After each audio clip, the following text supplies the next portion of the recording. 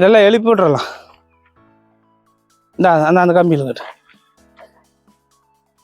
நல்ல மாடு இப்போதைக்கு லைவா எப்படி இருக்கோ அதுக்கு பிரகாரம் நம்ம பார்க்க வந்திருக்கிறோம். இந்த மாடு கொஞ்சம் நல்லா இருக்கு பெருவெட்டில். மீதி எல்லாம் அளவான மாடு. இப்போ இடையில வந்து அளவான மாடு கேட்குறாங்க.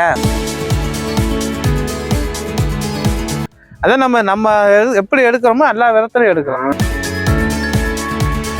இந்த சேனக்கிடாரி, இந்த வெயிலுக்கு தாங்குற மாதிரி மாடு.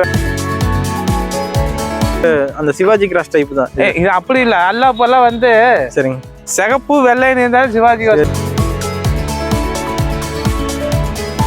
ஆனா இப்ப நம்ம எங்க வந்திருக்கோம், இதை பத்தி எப்படி சொல்லுங்க? இது 4வது பண்ணைக்கு வந்திருக்கிறோம். இது வந்து எப்படி சொல்றது, நாமக்கல் பக்கம் சரி வந்திருக்கிறோம். ஓகே. இது இந்த பண்ணையில வந்து கம்மி பட்ஜெட்ல இருந்து பெரிய பட்ஜெட் முடி நம்ம மாடு இருக்கும். சரிங்க. இப்போதைக்கு லைவா எப்படி இருக்கோ அதுக்கு பிரகாரம் நம்ம பார்க்க வந்திருக்கிறோம். இந்த மாடு கொஞ்சம் நல்லா இருக்கு பெருவெட்டில். இது ஒண்ணுதான் இப்ப நமக்கு பிடிச்ச மாதிரி இருக்குது. சரிங்க. இப்ப இதுதான் எடுக்கலாம்னு இருக்கோங்களா? இப்ப இந்த மாடு தான் எடுக்க இது எடுக்கலாம்னு ஒரு ஐடியா பண்ணி இருக்கிறோம். சரிங்க.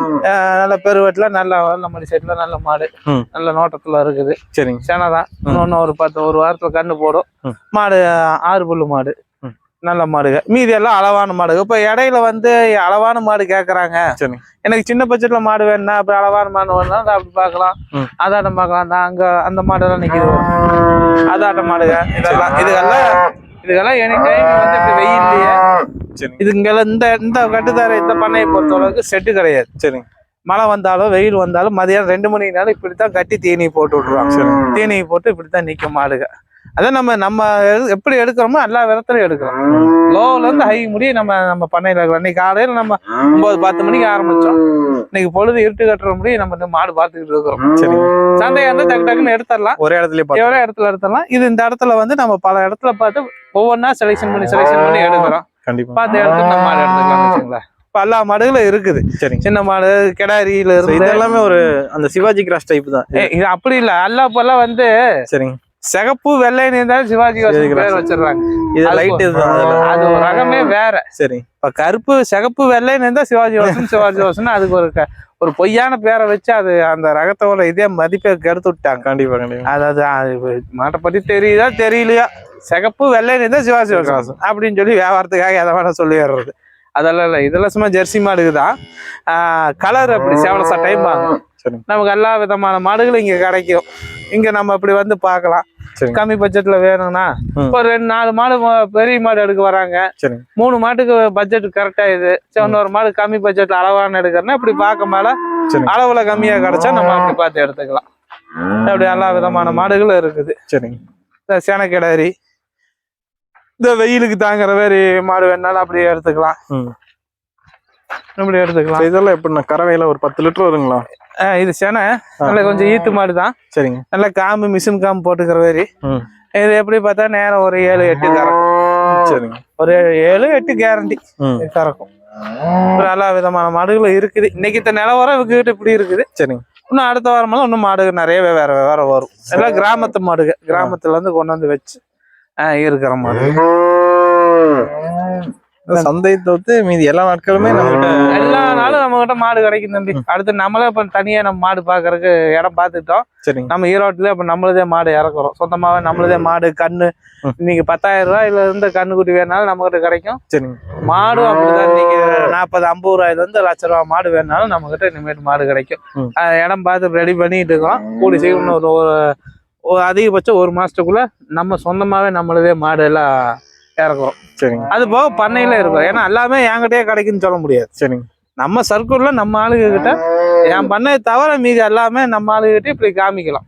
என்கிட்ட ஒரு மாடு நல்ல மாடா இருக்கும், இல்ல 2 மாடு நல்ல மாடா இருக்கும். மற்றவங்க என்னோட சூப்பர் மாடு வச்சிருப்பாங்க, அவங்ககிட்டயும் வாங்கி கொடுக்கலாம். எல்லாத்துக்கிட்டையும் வாங்கி கொடுக்கலாம். நம்ம கூடிய சீக்கிரம் ஒரு மாசத்துக்குள்ள நம்மளதே மாடு ஃபுல்லா இறக்கிடுவோம். கண்டிப்பா கண்டிப்பா. இன்னும் 3 மாடு நல்லா, இன்னும் ஒரு 4 மாடு 5 மாடு நல்லா இருந்தா எல்லாம் ஒட்டுக்கா வாங்கி இருக்கலாம். இப்போ வந்தது இவ்வளவு தூரம் வந்ததுக்கு 1 மாடு தான் இருக்கு. 1 மாடு தரத்தில் இருக்குதுண்ணா. தரத்துல நல்லா இருக்குது. அதனால தான் உங்களை தேடி வரோம். சரி, நம்ம கோபி என்ன நல்லா வருன்னு பார்த்து வந்தோம். என்ன ஒரு 1000-2000 வச்சுதான்.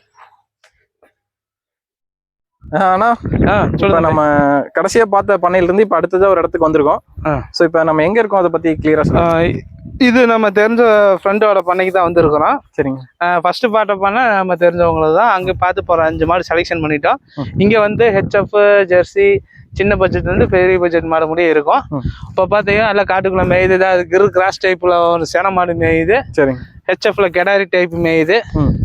தலைச்சனை எல்லாம் இதெல்லாம் நம்ம காட்டுல எப்படி மேயுது என்ன ஏதுன்னு நம்ம பார்த்து எடுக்கிறோம். அதனால சும்மா அது வந்து உள்ளுக்கு வச்சிருந்தாங்க. இட வசதி கம்மி தான், ஒட்டுக்கா இருந்துச்சு. இது இடம் ஃபுல்லா இருக்குனால விஸ்டாரமா மேய விட்டு கட்டினதை பார்த்துக்கிட்டு இருக்கிறோம். சரிங்க. இது ஜெர்சி டைப்பு. இப்போ இந்த மாடு நம்ம வாங்கலாம்னு இப்போ ஐடியா பண்ணி இருக்கிறோம். சரிங்க. இது 2 பல்லு தான். 2 பல்லுல பிரம்மாண்டமா இருக்கும். நல்ல மடி செட்டு, நல்ல ரப்படிக்கு தாங்கும்.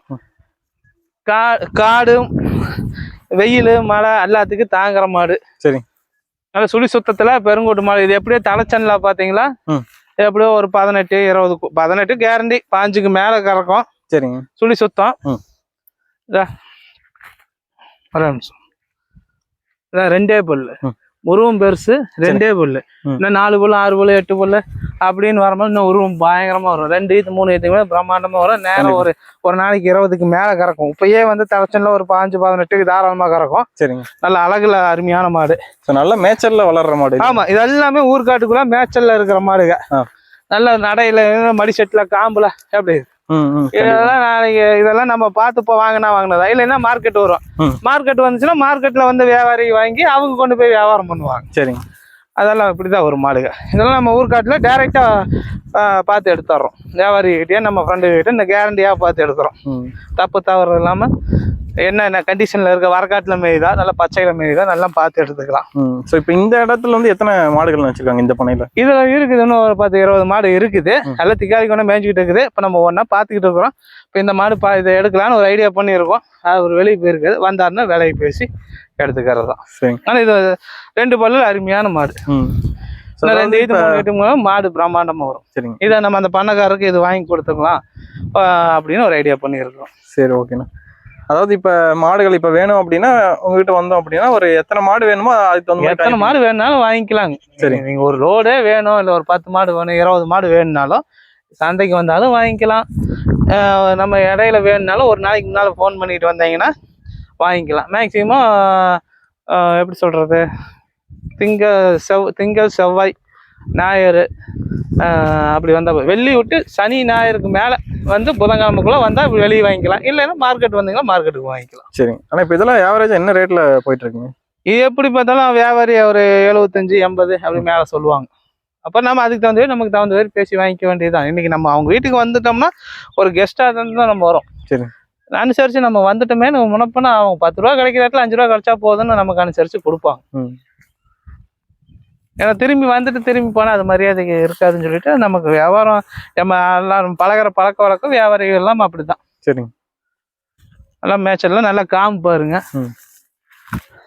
காம்பு எப்படி தலைச்சன் மாடு 2 பல்லு கிடாரி காம்பாட்டமா தெரியுது. நல்லா கிளியரா இருக்கு. நல்லா பக்காவா இருக்கும். கண்டிப்பா. மாடு அழகுல இருக்கு. நாளைக்கு இதே மாடு சந்தைக்கு வந்து இறங்குச்சுன்னா இதுக்கு போட்டி ஜாஸ்தியா இருக்கும். டக்குன்னு வாங்குறவங்க டக்குன்னு மாடு இப்போ நமக்கே காட்டுக்குள்ள மாடு பார்த்தா ஆசையா இருக்கு. சரிங்க. இந்த மாடு மேயறதாவட்டும் எல்லாம் இதாகுது, நல்லா இருக்கும். மாடு மடி விட்டுக்குச்சு, அநேகமா 2-3 நாள்ல கண்ணு இறங்கிக்கும். நல்லா தெளிவா வரும். இதெல்லாம் பால் எப்படி எவ்வளவு கறக்கும்? இது எப்படியோ ஒரு 5, 18 அப்படி தாராளமா கறக்கும். 2வது ஈத்து 3வது ஈத்துக்குள்ள 20 எல்லாம் தாராளமா இருக்கும். 20 கறக்கும். இப்போ 20 வந்தாலும் வரும். நம்ம தலைச்சல்ல எதுவும் கேரண்டி சொல்ல முடியாது.